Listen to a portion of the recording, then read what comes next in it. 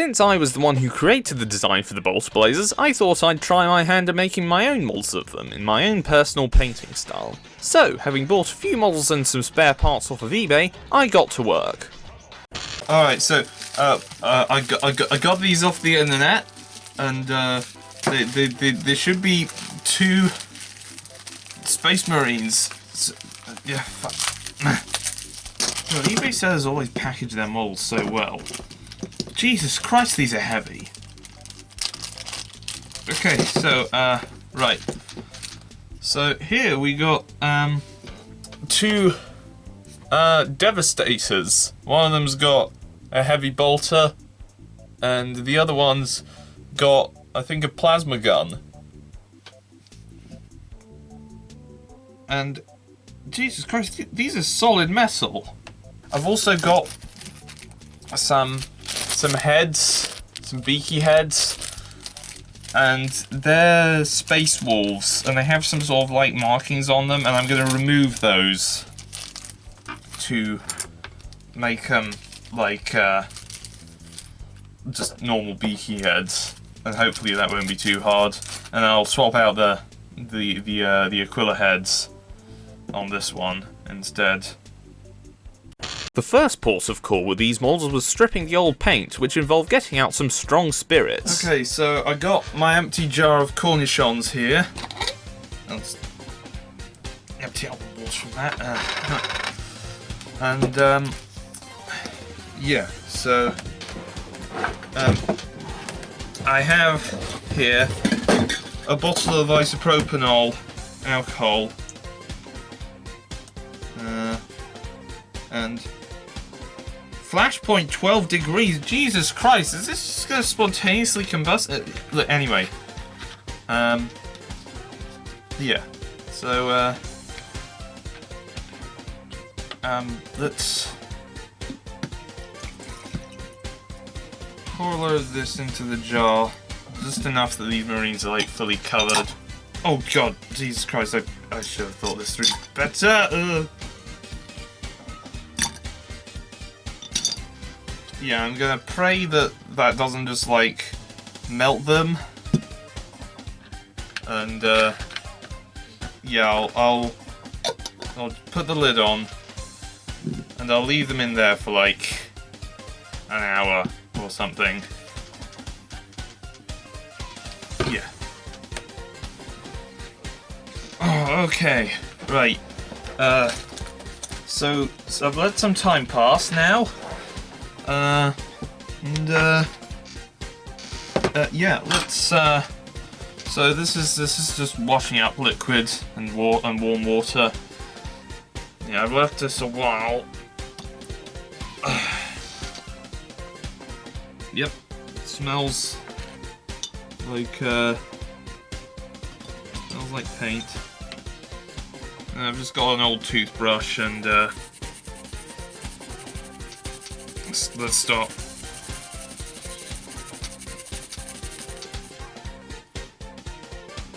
Haven't done shit. I swore I'd never use these enamel thinners again after they nearly destroyed the model I was making unknowingly. But maybe this is the strong stuff I need to.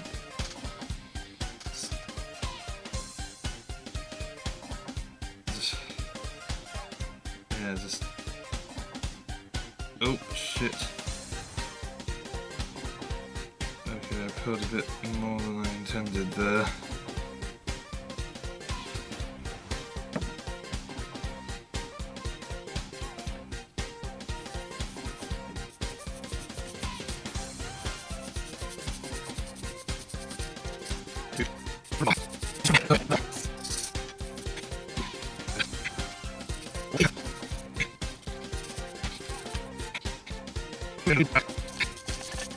After removing the paint, I wanted to break the models apart for ease of painting, so I put them in the freezer for an hour to make the superglue holding the metal parts and the plastic parts together brittle for ease of breakage. With some pulling and light coaxing, these parts did come off, though due to the head on one of the minis being glued in place with poly cement, I ended up having to gouge it off with a knife, rather wrecking the part in the process.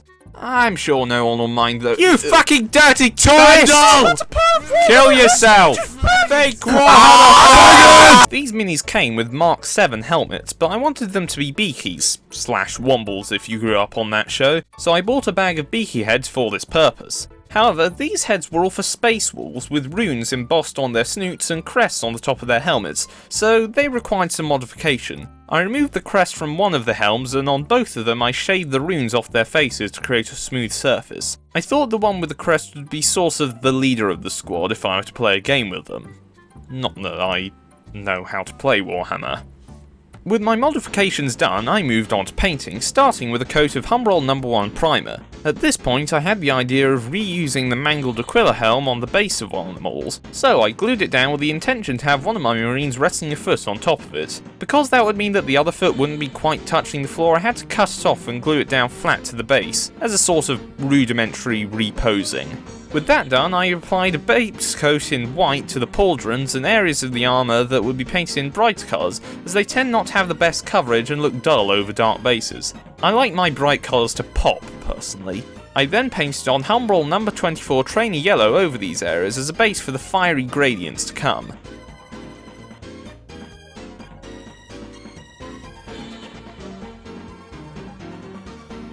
For the turquoise gloves and eyes, I mixed a bit of Citadel Talisar Blue contrast paint with some white, and I was impressed by how good it looked, only requiring a single coat to get a good finish. For the gradients, I used Vallejo's transparent orange and red paints. When painted onto the model, they were almost like a wash, so with successive layers of paint I was able to blend together a beautiful gradient from yellow to red going up the armour panels. Red was also used on the marines' faces and the crests on their breastplates. The rest of the model was painted in solid black, though the wires and pipes along with various crests, vents and other details were picked out in Humbrol No. 53 gunmetal. And with everything painted up decently, I glued the models together. For this process I used superglue due to some parts being metal and thus incompatible with polycement. I did find that the bonds were a bit weak for the model standing on the old helmet though, so I did end up using Humbrol polycement for those parts.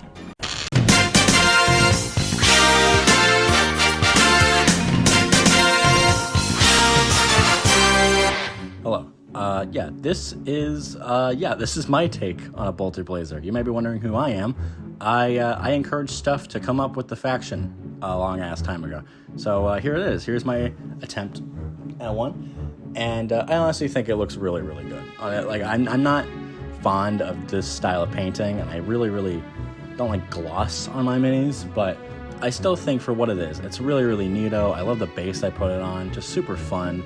And hell, that backpack and those arms, they're made out of metal, and that felt really, really cool to me. I put them next to some other minis I have in my collection, Firstborn, second edition Tactical Marine, and a Foot Knight from Perry Miniatures.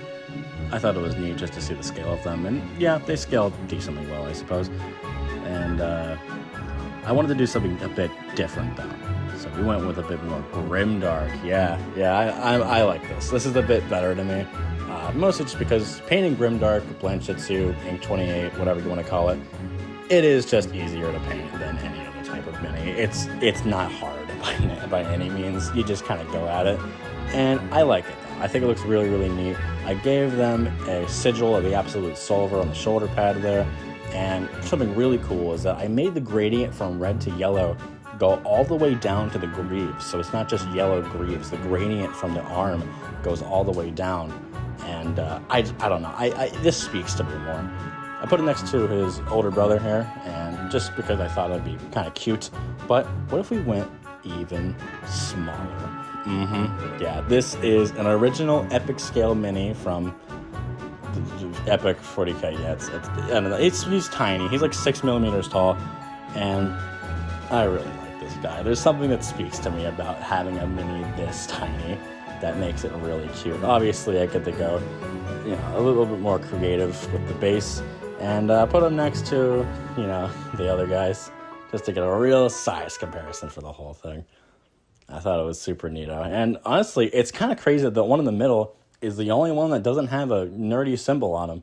The little guy has the sigil of the Machine King from, well, it's not out yet, but you'll know about it, probably. With construction largely done, I painted the head crest of the Bolt Marine in a mix of transparent red and Humbrol No. 171 antique bronze, and for some extra detail I used a cocktail stick to dab black dots onto the Marine's pauldrons and onto the legs of one of them to make them a bit more different from one another. I also used the red bronze mixture on the oak pauldrons to create some nice heraldry for these guys.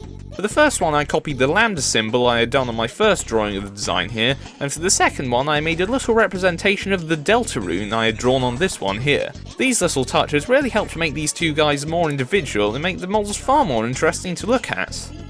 After adding those fine details, I decided to do a spot of weathering as the models would look quite flat otherwise. After brushing on a coat of Humbrol gloss varnish and letting it cure overnight, I sanded away some of the black paint around the edges of the backpacks to add some contrasting paint chipping. That's an advantage of having metal models, see? I then applied a black enamel wash in areas of detail to add some extra contrast and shading to those areas. Around the feet of the minis I also added some weathering powders to give the effect of dirt and mud. With that step done, I sealed all the weathering in with some gloss spray varnish. For a few final flourishes, I added some flocking around the bases just to add a bit of life to the scenes the minis were standing in. And if you're upset by me just hoovering this stuff up, I've had this shit lying around for like 8 years. I think mine/my dad's investment has long since been recouped by now. But with that, both my models were all done. These models turned out really well and were a very fun build to do over the course of a weekend. The level of detail on the parts is pretty good for some sculpts first made in 1999, though nothing too special. The guns are very cool and I love the piping that sort of hangs down from them. They feel heavy, which I suppose makes sense as their weapons, arms and backpacks are all made of metal. One thing to note is that these models are post 1997, so the metal parts shouldn't contain any lead, so they should be much safer to eat.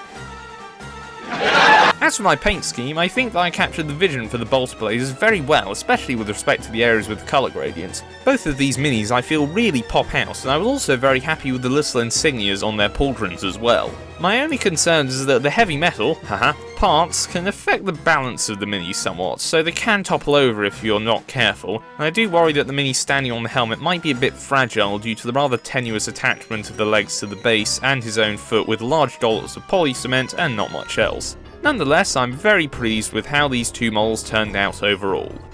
One other thing I decided to do was compare these guys with my little 2nd edition monopose guys I had painted up earlier in the year. I know as Devastators with big backpacks, they're probably a bit larger in stature than these tactical guys, but I do still think there's definitely been some scale creep between the two editions.